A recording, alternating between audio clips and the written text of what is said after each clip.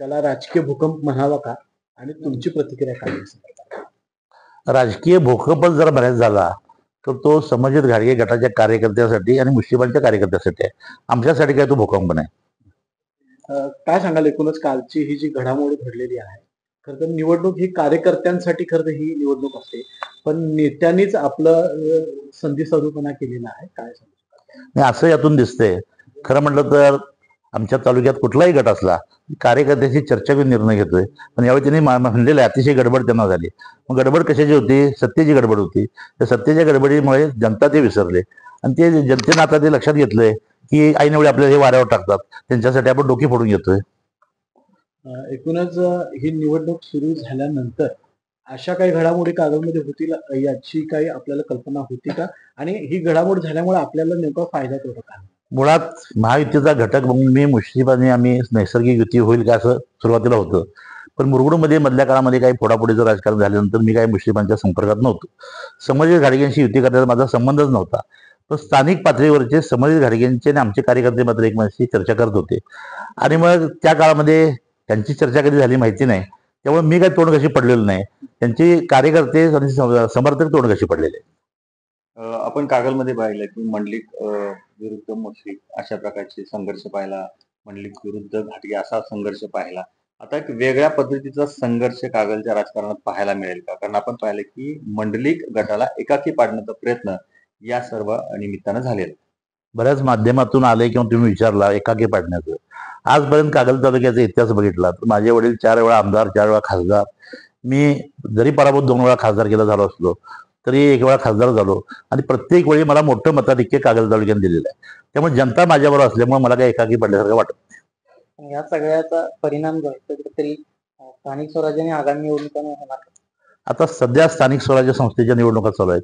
त्यानंतर कधी 2-3 वर्षानं सहकार्याच्या निवडणुका 1 वर्षाभरात येतील. त्यानंतर लोकसभा येईल, विधानसभेत. त्यावेळी बघू पुलाखालनं बरंच पाणी वाहून जाईल.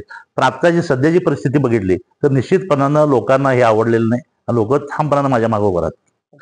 सध्या मंडलिक गटाची काय नेमकी भूमिका असेल? कागल नगर परिषदेमध्ये कशा प्रकारे? कागल नगरपालिकेमध्ये सर्वच्या सर्व जागावर शिवसेनेचे उमेदवार उभा केलेले आहेत. अगदी नगराध्यक्षासह मुरगुड नगरपालिकेला नगराध्यक्षासह सर्व उमेदवार उभा केलेले आहेत.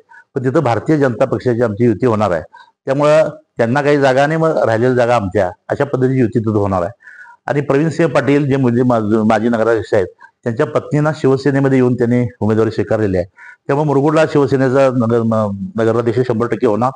कागलला जी परिस्थिती बदलत जाणार आहे त्यानंतर मी तुम्हाला सांगू शकेन. पण आज मी तिला असं वाटतंय की कागलला सुद्धा आमचं सत्ता येऊ शकते. पण मतदारांवर याचा काय परिणाम होईल का या सगळ्या राजकारणाचा?